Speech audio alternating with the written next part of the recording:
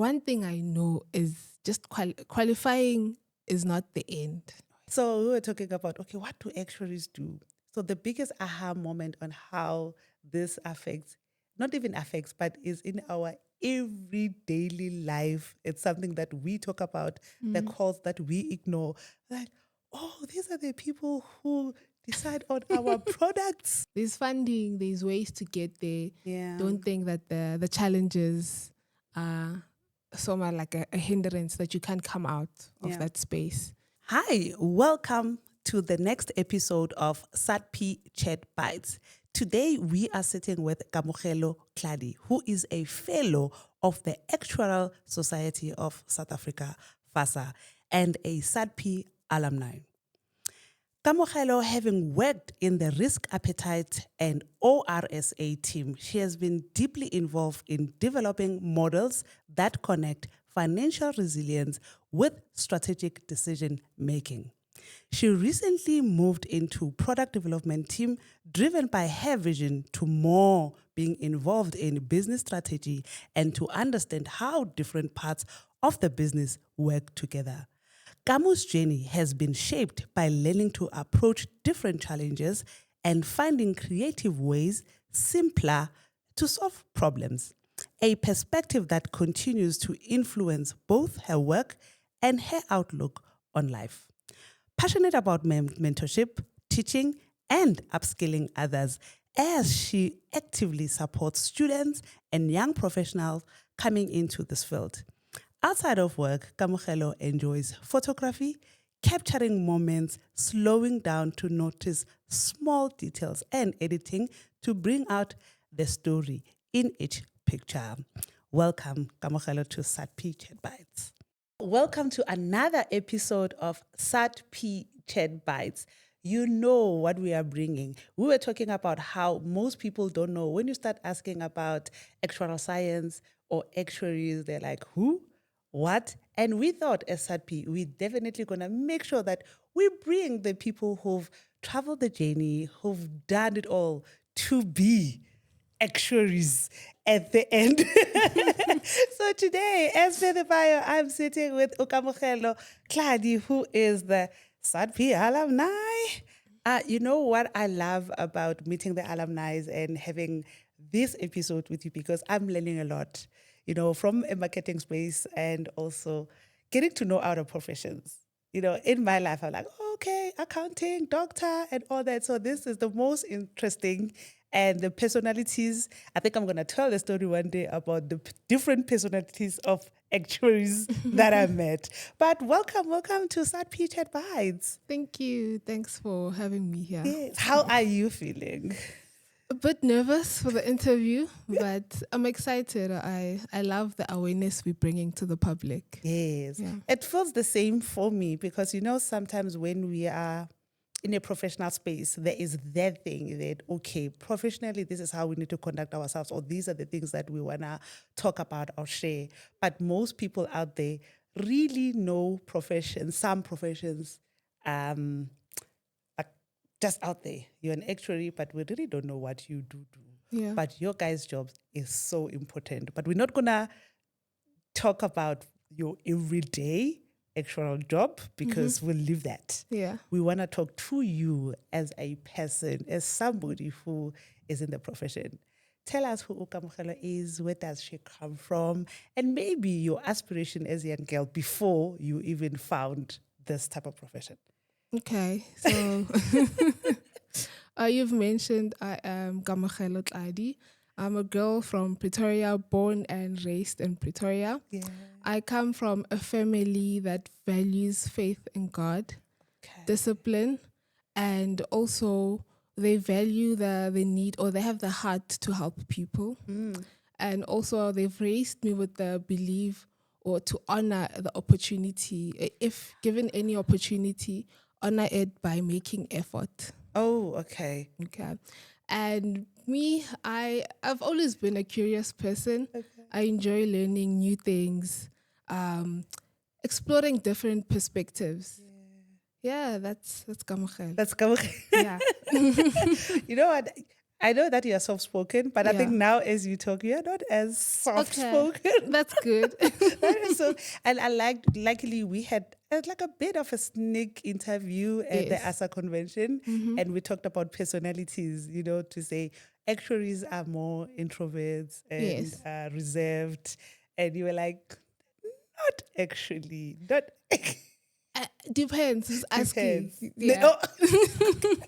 I like that, depends who's asking. So from when you're doing your grade ones and at that time when you're young, what did Yeah. you want to be before you get into high school life? Where Yes. did you want to be? As I was thinking through this, looking back in primary, Yeah. I noticed that I've always enjoyed business, Okay. economics, um, this commerce world, and of course mathematics. Oh, yes. I wasn't aware of actuarial science, that there is such a career that just combines all of it. Yeah. So I was just fascinated by this business industry and also the love for mathematics. And I think the one career or profession that was well known was being an accountant. Oh, yes. So that seemed like the closest or next something I could You could do. Yeah. Yes. Yeah. And then any career guidance that you got before, and what were the careers that pop in mind or that you had most about outside of accounting? Did you have any career guidance somewhere? Actually, I did not. I really did not. Sure. I did not. It's funny because I guess actuarial science was the first guidance I got from my maths teacher when they Oh. introduced me to it. Oh. But besides that, there wasn't really much guidance into. Is it? Yeah.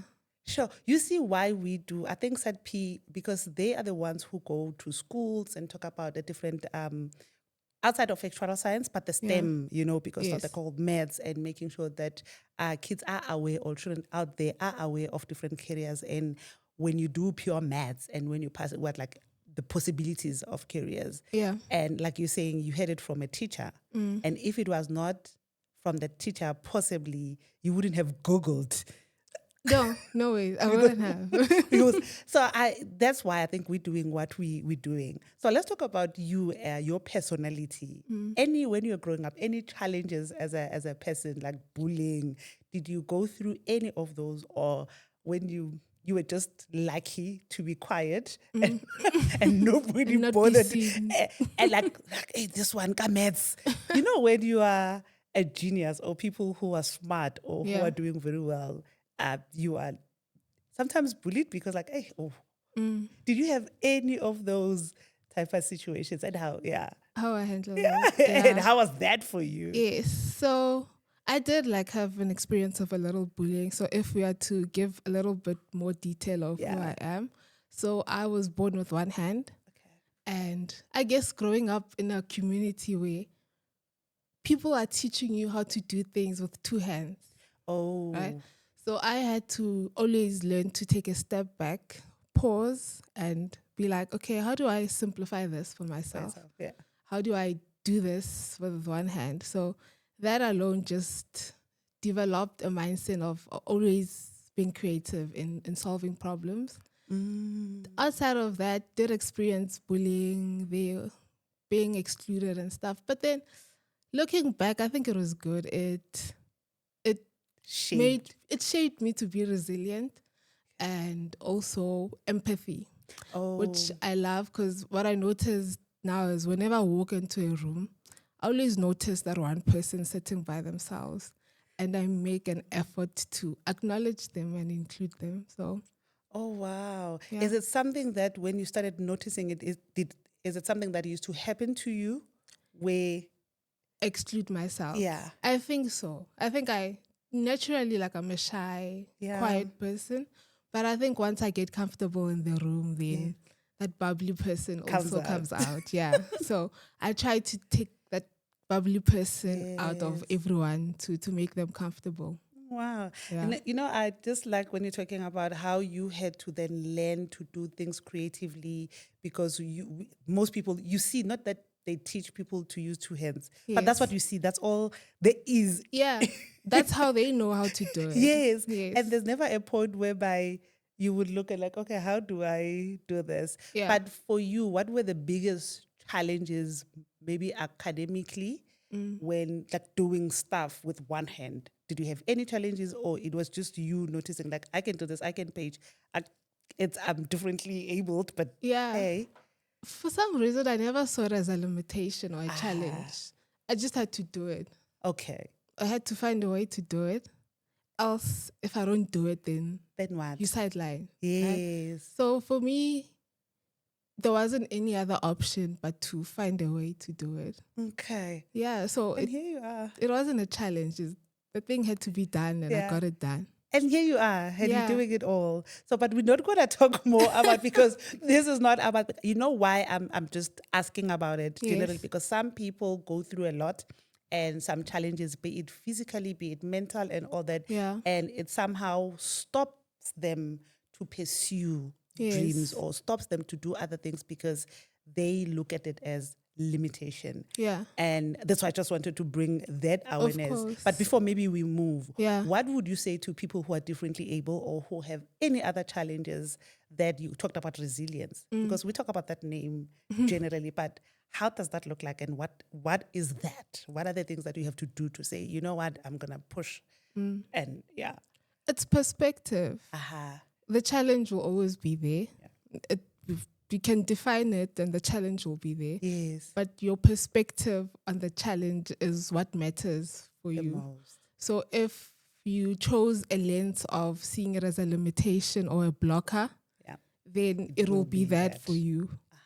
But if you chose that this thing is not a hindrance, then your mindset changes to find solutions. Makes sense. Yeah. Then let's talk about after matric. Okay, obviously the teacher helped you, and then immediately you decided, okay, that's my profession, that's where I'm going. Yeah. Tell us your journey or the story of where SAADP started and applying and the process, and how was that? How did it come about? You got like, thank goodness, I am here. Yeah, I mean, the teacher approached me. I mean, I loved mathematics, so obviously I loved my teacher also, like built the relationship with my maths teacher. And she offered me a DVD video to go watch at home. And I watched it at home. And as they were just explaining what is an actuary, a lot of words which did not make sense back then. But what caught my attention was the passion and the excitement they had whenever they talked about mathematics and the business and risk management. And I was like, I mean, of course, I didn't know what's risk management, but then it's just the intersection of mathematics and the business world, just the excitement they had also, like, and it excited off you. Of me. Yeah. So that excited me. And of course, you had to then do research, start Googling what is actuarial science. I think the information that was out there wasn't as good as what we have now. So now you can just go to TikTok. There are people who are simplifying this career and explaining it way better now. Going to the career conventions like at University of Pretoria, where they like invite students, high school students, and just to find out more, what is actuarial science all about? What is it all about, and what opportunities are there? Like, what funding is there to actually How did you find out about the bursary program? UP. Okay. Yeah, so via UP, so because they always have their own stand there at the SAADP bursary. Yeah. Okay, and then application, and then you were in. Then I'm in. Opportunity given. And I know you know, with the whole opportunities and that sometimes opportunities alone are not enough. Yes. Because I want you to also talk about the program itself, but before going there, when you look at opportunity and you feel like it's not enough, what do people normally do when they see opportunities and miss it, or sometimes don't put effort?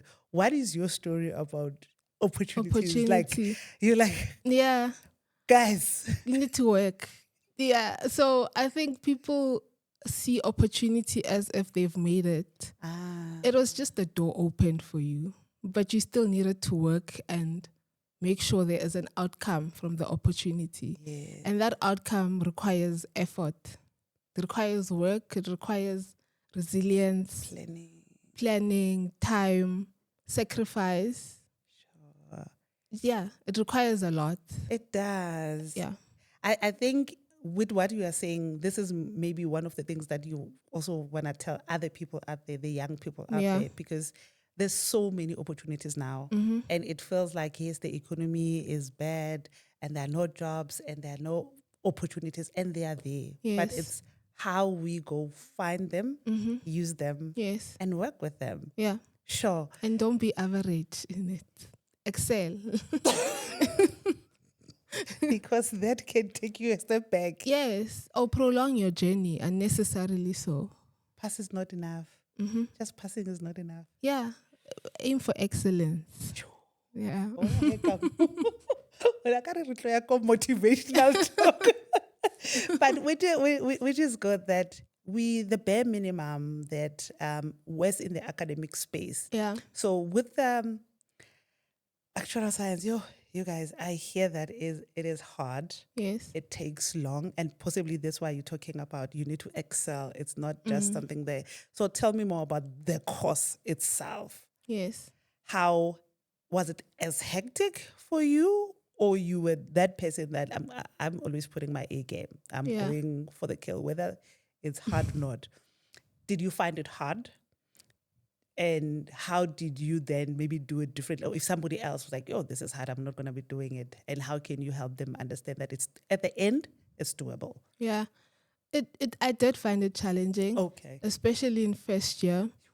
And looking back, I think the challenge was more in the mindset rather than the content.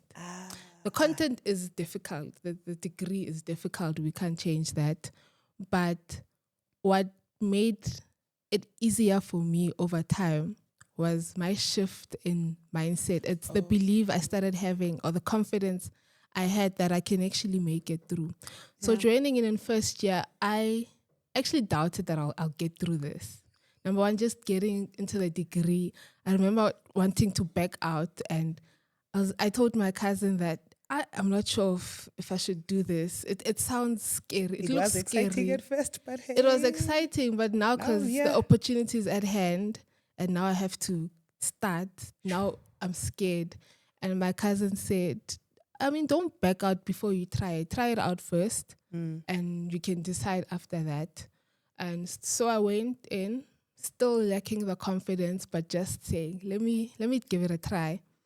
And yeah, failed my first semester test, my second semester test, and I was like, I was right. This thing is not for me. And I remember crying, because. And then was this you experiencing failing for the first time? High school was like breeze. It wasn't a breeze. Yeah. But it was the first time experiencing failure to that extent. Failure where I thought I was putting in an effort. And I got the results which I did not expect. So it's different when you're experiencing failure when you know you didn't do much. Yes. But when you tried and not get results, then that, and it it's brings painful. a lot of, am I good enough? Exactly. Then you're starting doubting yourself, like, but I did. I gave it my all. Yeah. And I was looking around that, okay, the people in the class are from private high schools. Yeah. And, I'm sitting next to someone, they gave us a tutorial, it was a stats tutorial, and she's like, they taught us this in high school, and I'm struggling by then, right? And I'm like, do I belong here? Oh. Yeah. So, do I belong here? Yes. But what shifted in the second semester is the effort I put in. Yeah. I remember when now I was in the library till late and the results showed. And then from that point, that's when I saw that, yes, the degree is challenging, but I needed to put in more effort and a shift in my mindset that it's possible to get through this. Yes. And that's it needs more of you, not what you know of you. Yeah. Both, Yeah. to some extent. Yeah. You need to also believe that you can get through it. Yes. Yeah, because sometimes with other people, when you are smart and you pass, then you're thinking that's all that you can do. And there are things that can need beyond that to get through. Yeah. Yeah. And then fast forward, qualifying. qualify. But before we're talking about qualifying, so at the university, over and above academic with SAADP, Yeah. what other assistance when you were failing or when you were pushing through, what other assistance did you get from SAADP that also possibly helped outside of yourself to say, yo, I'm here? Was there anything in particular that you feel like program that like these are important? What I love about SAADP was community. And if Oh, I'm to define what this community of support is, it was their presence. oh, okay. Their presence in helping you, even in the details of the work. Like not just funding you and then letting you find your way out of this degree. Yeah. So their presence in terms of memory filler, because I studied at University of Pretoria, memory filler would look for tutors to come explain the content to us. And I love it because she still does it even now. Yes. She's reaching out to all of us alumni and saying, I know you don't have the time, but please, my students are struggling. Oh, yeah. So it's that community of support to hold your hand Yeah. and explain and deal with the challenge at its core. And I think the beauty is that you've walked that journey. Yeah. And like exactly that academic journey. Yes. So it means you would, as alumni, are the right people to actually hold their upcoming students. I think for me also being exposed to SAADP and the work and also the alumni, I think that's what I like in the triangle. Yes. That, from the incoming, then you have your alumni helping us, and then you have the SAADP as well, just offering, making sure that that triangle is like teamwork. Solid. It's solid. Yeah. Let's talk about access. You're talking about coming from your normal school and like you have the other people coming from your private school and access and transformation. I know actual science or even the actuaries, there were not a lot of African or black and colored actuaries, and it has transformed. Yeah. And I think SAADP, has a bigger role that they played in making sure that they transform the profession. Yes. But there is a difference between transformation and access. Yeah. With where you are now, you are in a corporate space and all that. Just share with me do you think there's a difference between access and transformation, and what can be it organizations like SAADP do and corporates actually can do more? Or even maybe back to school, like if the teacher didn't give you something, it wouldn't be. So just so that at least we can help even others to see it different. That yes, we can always say, hey, let's transform, but there's also access. Access to me is just to get you in there. It's an opportunity. It's a moment. It gets you in there. But transformation needs more. It's more of a hands-on work. It needs more effort from everyone, from the student who's given the opportunity. I'm still going back to them. From even the people funding you, that you can't just give the student the funding to go through university, but it requires more. Be more involved in transforming. Yeah. So transformation, it requires more effort. Sure. And so people think they can just give money into it. Because they mention, what are we transforming? Or putting money to this aspect. Exactly. Yeah. But are you involved? Are you really dealing with the challenges the students are facing?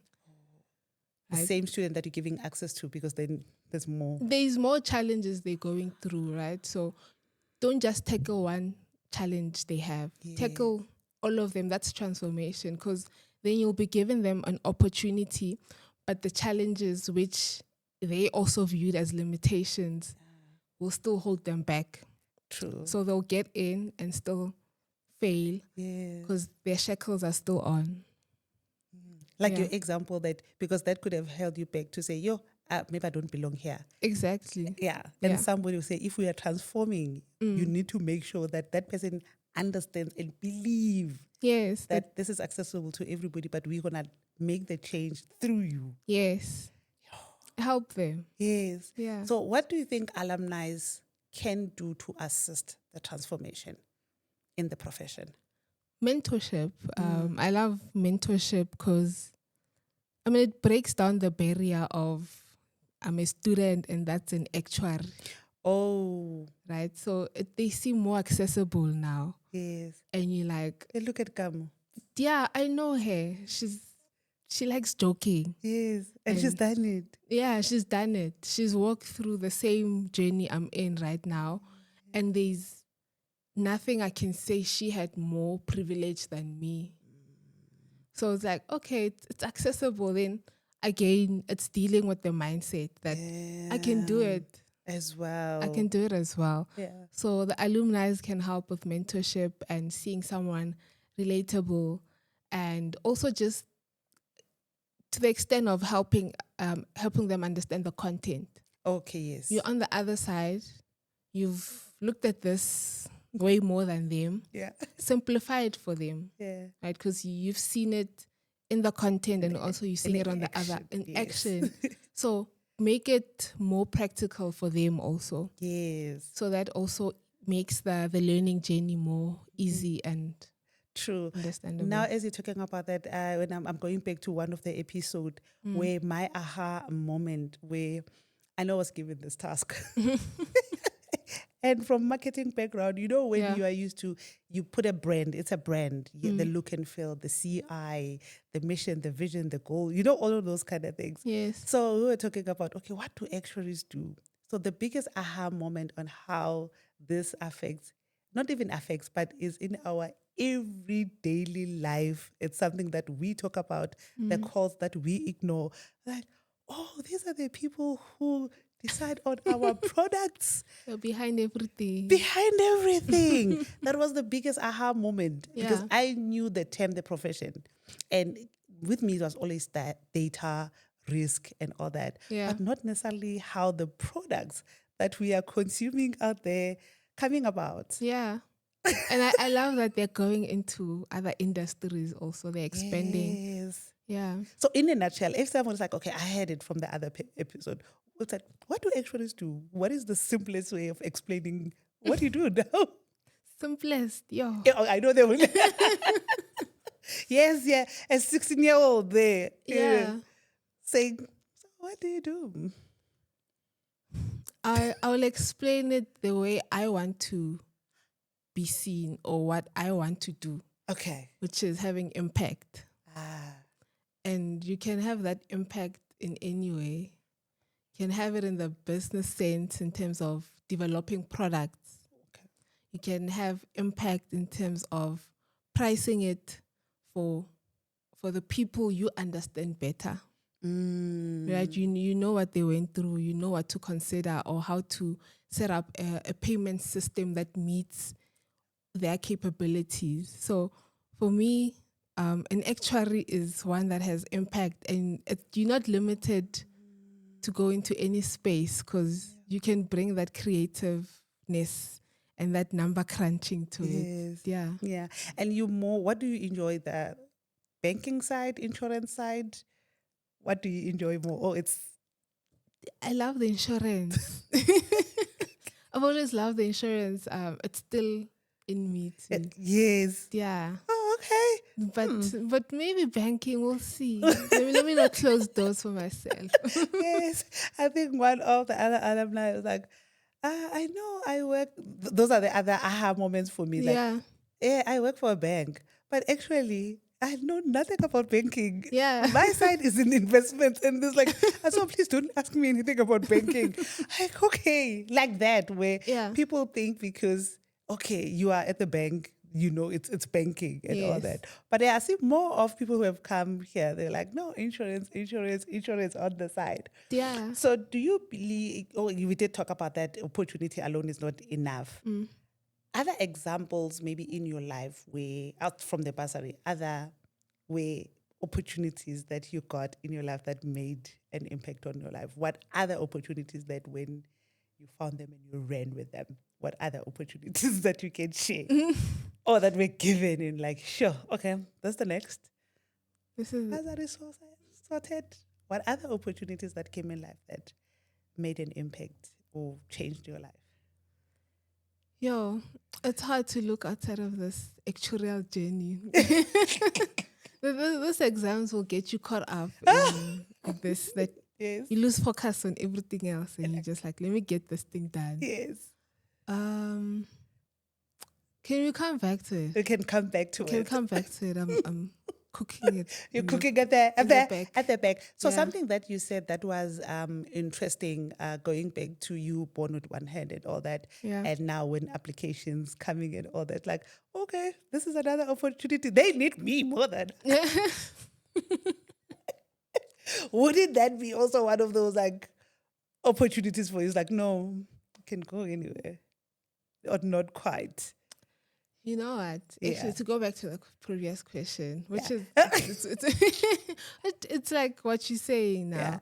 I think what changed my mindset is, so recently when I qualified, and then now I have the opportunity to mentor and supervise the junior students also trying to qualify. So like so we have what we call work-based learning. Okay. So like I get to supervise those who are the students, the people who are working. By students, I mean working, but they're also doing work-based learning. Oh, yes. To qualify, that I get to review and lead them or mentor them to qualifying.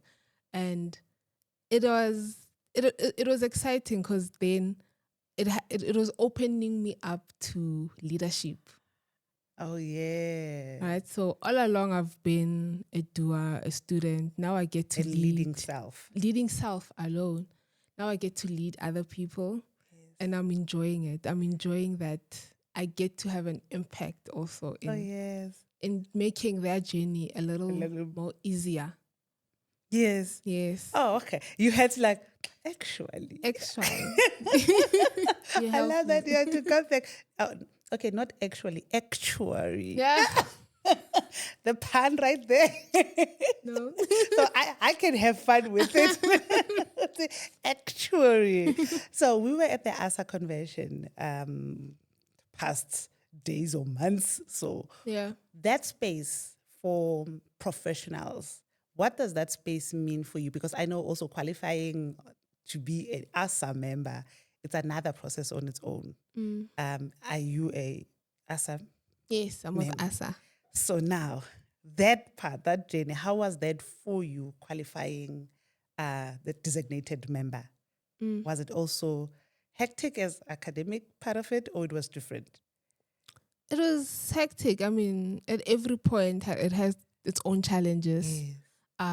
The challenges are different from the ones you had in university. Yeah. And the transition is big. It's a big step.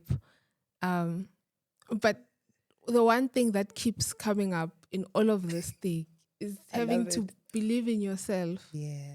And putting in the effort. Yes. So you don't stop there. You believe in yourself. And every time, like I just put in the effort, I had the privilege of seeing the outcomes which I wanted. Oh, that's big. Yes. That's big, actually. Yeah. Because sometimes we achieve stuff, but we don't go back and say, I am glad that I've done this and here's my outcomes and I can see it. Yeah. And somebody can see through me Yes. that is possible, because you speak about something that is actually, guys, I tell you, I did it. I did it. And anyone can do it. Yes, and it has, brought me here. Yes. Whew. Corporate space, you as a woman, any challenges in your profession, as now we're talking just gender. Yes, we're talking transformation in terms of color and all. We know gender issues. Yes. So any, maybe not discriminations per se, but any challenges as a woman in a profession that you've ever had? Have you ever any that you had to deal with as a female in corporate space? I'll sound like I'm repeating myself. Imposter syndrome. Oh, yeah. Which is still, how do you see yourself? Yes. Because, there's external pressure, but imposter syndrome is also very internal. Yeah. So, again, you got through the degree, got through the honors, now you're working, but you still questioning yourself that do you belong? Are you doing enough to be there? Now. It's a different space. Yes, you can't cut the other ones, but now you're still like, do I belong here? And you're looking at the numbers and they're not. Yeah, they're Numbering. not looking good. The numbers are not looking good. So also, it's not helping with your imposter syndrome. That hey, Yeah. yeah, am I in the right place? Okay. Yeah. Have you had an incident where, like, you were working on a particular project and they came back, maybe it your boss or anything or manager and all that, they're like, no, go back, this is not it. I have, Yeah, and but it. share more. I have, but it was part of the learning journey. Okay.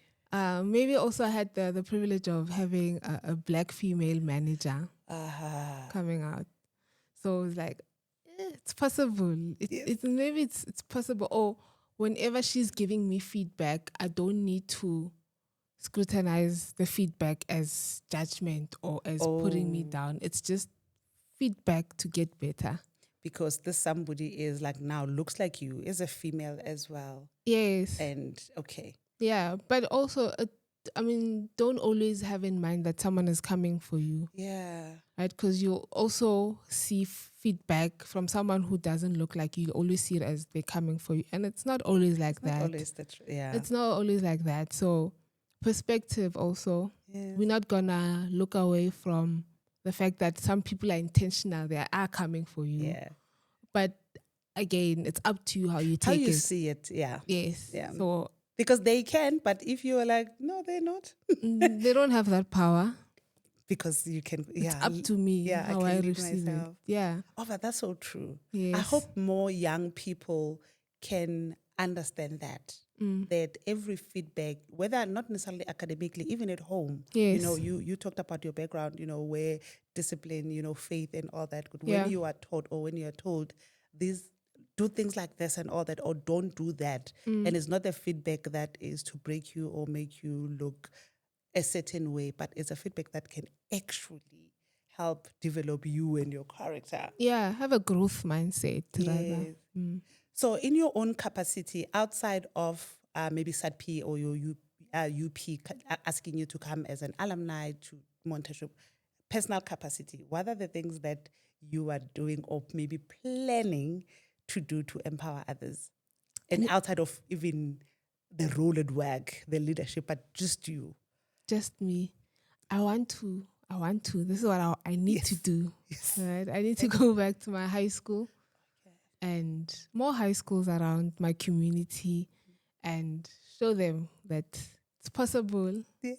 There are opportunities. There's funding. There's ways to get there. Yeah. Don't think that the challenges are so much like a hindrance that you can't come out of that space. That think big and believe in yourself. So I need to go back and just do that. And do it. Okay. Yeah. I'm going to hold you accountable for that. I love it. Because I think why the ChatBytes podcast is coming out is also ways, because SAADP, it's a very small entity. There's very few individuals working there, and definitely cannot reach everybody or reach every school or help develop everybody else. And they need hands and from people who were part of the program like you as alumni. So I think we had alumni going to Limpopo as well back So I think more of that, including this conversation, which is because when we're gonna, like the DVD you got, we're hoping to take these back to school so that it can reach even more broader young people to know about the profession. So let's talk about corporates. Funny enough, that video was American actuaries, not even South African. Is it? Oh. Yeah. So it would be nice now if the information is coming from home. Okay. Yeah. Wow. I think I saw, when I was doing my research, actually I did check out Actuarial podcasts out there, and actually I found the American one. Yeah. Oh, yeah, you're right. SAADP, guys, we have a whole lot to do. Yes. I think that would be nice to also produce something that can, Wow. Yeah. Okay. Oh, this is me being a marketer and all getting an idea, and my head is going all over the place. Let's come back. So, corporates, what can corporates do? Because yes, you pass, you become professionals and all that, and you come work for the corporates. Like, hey, Liberty, I'm here. What can corporates do actually more to promote these professions that are not out there, that are easy, like teacher, doctor, da da da. That people don't know. What can corporates do more? I know we need you as individuals in the corporates to do, Yeah. but obviously they are led by the CEOs and the people that you are closer to speak to. What can they do more? If you had an opportunity to say, let me tell my employer, what can we do together? What would that be? To help the community around them. Okay. Okay. Accessibility also. So what I noticed is also having access to an actual like job shadowing, Oh, okay. things like that I guess it's accessible to everyone, but not everyone knows that they have access to it. Yeah. So the kind of students that are getting opportunities for job shadowing are people who have connections, because your auntie is an actuary there, your uncle or someone very close to you. And what are the chances someone from Emakaya, like their cousin is an actuary and they have that access Yeah. to actuaries? So it's accessibility, but letting people know that it's accessible. Yes. Yeah. Because the resources are out there, but also the people who are getting or using those resources is very minimal. It's the people who really did not need that resource the most. And there is someone who could have, Who needed the more. who needed their minds, that their eyes to be open, that there is life beyond just where I am at that point. So true. Yeah. Okay, I hope, you will go back and tell them and have ideas on how they can reach those that we need to reach more. And Yeah. you can also tell us at SAADP to say, guys, I think this is what we can also do, so that we can go to the rural, or where we know that, these people might not have access or might not even have an opportunity to even see this podcast, but how do we then try and reach them?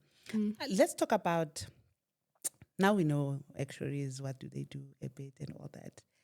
Coming back to personal stories, gifts as tools to find your purpose. To find it. Your purpose. What do you think are your gifts that you are using to fulfill maybe your purpose-driven life? The one I love the most is empathy. Oh, yeah. Oh man, I love just uplifting people around me, and just the chance to deeply connect with them.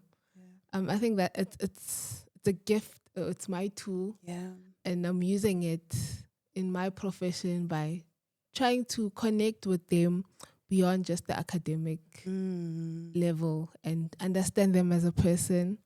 Bring out that hidden personality which they were too shy to show it. Yeah. So empathy. The other gifts, I think you understand as you go through or experience stuff. So another one is perspective for me, that I get to see things differently, and I get to fix or solve problems differently. That any challenge I get, that you know what, everyone gets to do it by two hands, but I get to do it by one hand. And I still do it right. And I still do it right. Well. Do it well, excellently, and on time, even, and master it, because now you're not just on autopilot. You need to be like, okay, what are the fundamentals of something? And in order for you to simplify it, you need to understand it better. So that perspective has allowed me to also find ways to simplify complex concepts. Yeah. Sure. Hey, you need to go out more and talk to people more. Because I think I see why you say empathy is one of your gifts. Yeah. Because you get to see a whole beyond the eye. Yeah. and you're able to like, okay, challenge Yes. beyond just other. I'm not saying other challenges are less than the others. Yeah. But you have like, I have it, is within me, and I live with it every day. Yeah. Maybe you don't. But let's even I like what you're saying, but how can we simplify it? Yeah.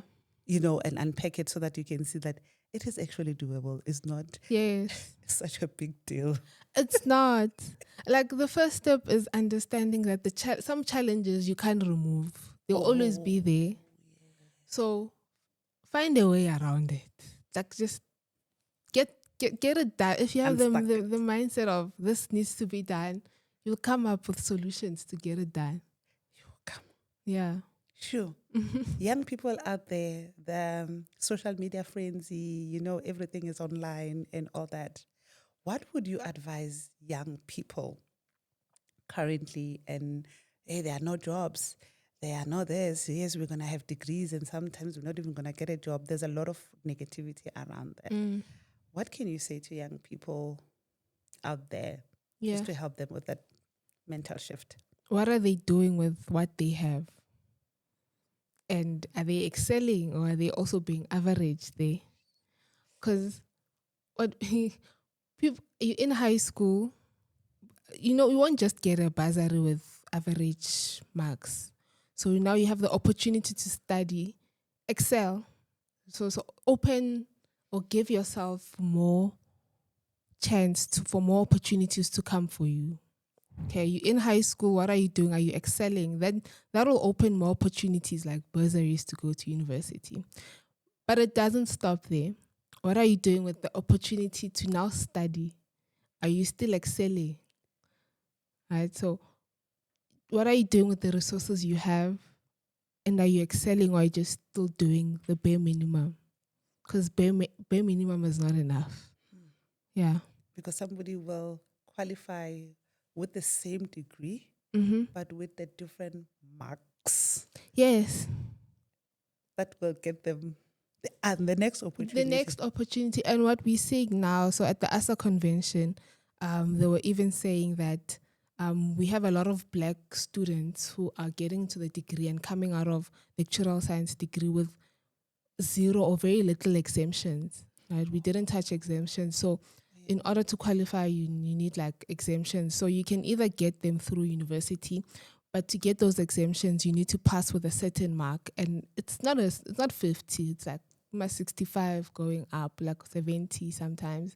So it means you need to excel. So we have a lot of Black actuarial students who are doing minimum because they're getting out of the degree with zero exemptions. Right? So now grad jobs, graduate programs now, your first year job, they want 6-7 exemptions and you are coming out with zero.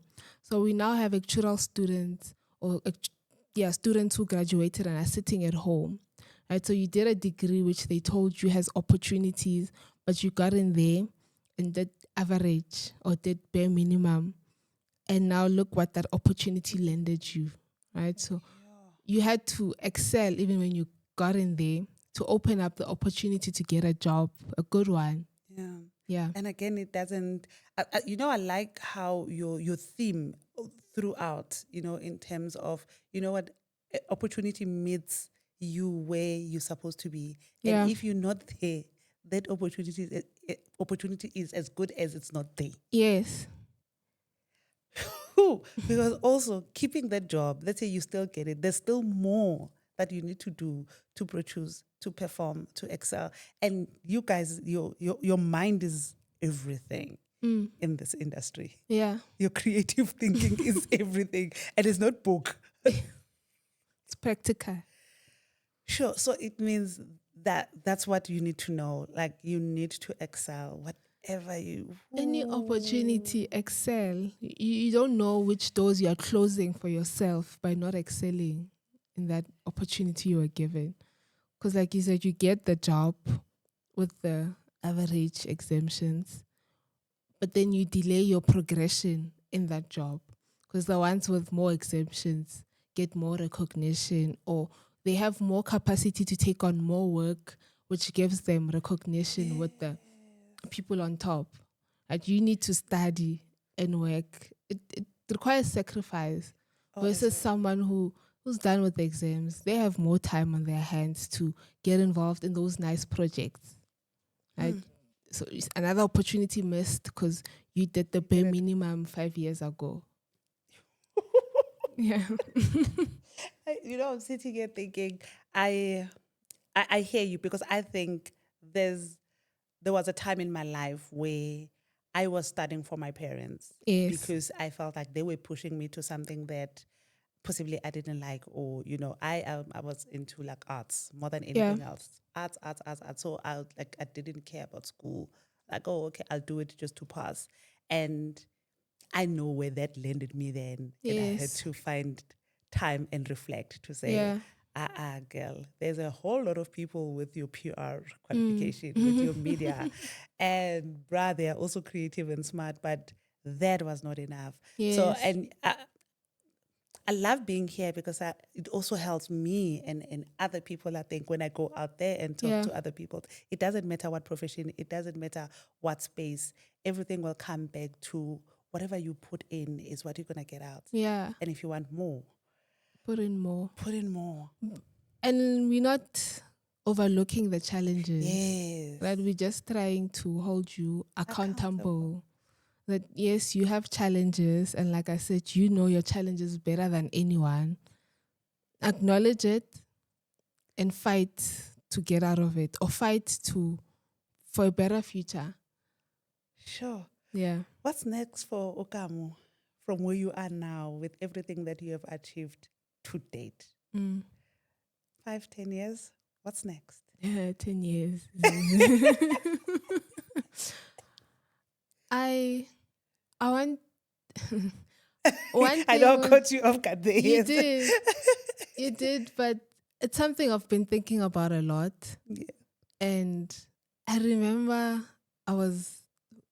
they asked me a question like a few years back. I was still in varsity. And I said, one thing I know is just qualifying is not the end.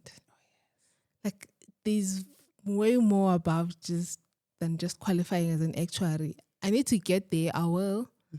But I know for sure that it's above that. The purpose, the impact I want to have is definitely above that.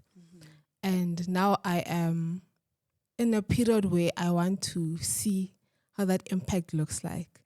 So I am looking into spaces of more business strategy to have the impact I want, right? Yeah. So again, it's still going back to me always wanting or being aware of the bigger picture and how are we shifting and changing things for the better. And I think now the next step is business strategy. Oh wow! Yeah, I'm here for the journey. I'm really here for the journey, and getting exposed to you guys. I think it always excites me because I know like, oh, okay, after this, then you're thinking, okay, in the next maybe season, because this is season 1. Yeah, I'm like, okay, maybe when we get to season 5, when we're talking to Kamu, we will be looking at what did we do season 1. Of course. So yeah. Can you believe I'm excited for season 5? And seeing you in that business strategy is like, okay, now lay it down to us. Yeah. What more can maybe in closing? What more can maybe SAADP do? Yes. Because you are a recipient and now you're an alumni and you are closer to SAADP as well. Yeah. Possibly there are things that SAADP maybe not overlooking and all that, but they're not currently thinking about, and you can see sitting there. What else can they do from what they are currently doing? Yeah. One thing is I view SAADP as not just the staff running the program, but all of us alumni also as SAADP. Oh. So I'm also looking at them, the alumni, and we are holding them accountable and saying, I'm holding myself accountable also.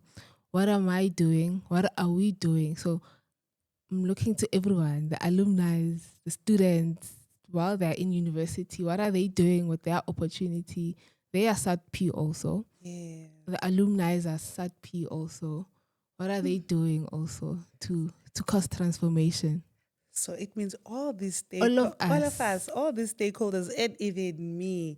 So we are part of this pipeline development Yes. and keeping the profession and growing the profession Yeah. holistically. Yeah. Effort. Are we all putting in our effort?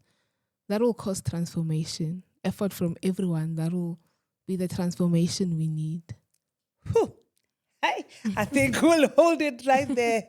Thank you so much for joining us, and I'm looking forward to see you in the future. And we're gonna follow your journey, and definitely we're gonna take you, I think, to other programs, to other schools, and we're Exciting. gonna come with you to where you wanna go, the schools that you wanna approach. Of course. Thank you. So thank you. You have it. You have it here. Our actuary, Kamu, she's here. So what I want to say is to all the students out there, to the stakeholders, to the alumni, this is your platform. You see, we're sitting here. I'm not an actuary. I'm not in the profession, but I'm learning so much. But this is for you. And we're calling also all the corporates to join us in sharing more, into the details of, we're going to talk about product development, pricing, and all that. But currently, we just want to bring you the people, relatable, their stories, where they come from. And they're here and it's doable. So thank you for joining us. Remember to subscribe, like, share, and comment so that we know what else do you want to know. This is SAADP ChatBytes.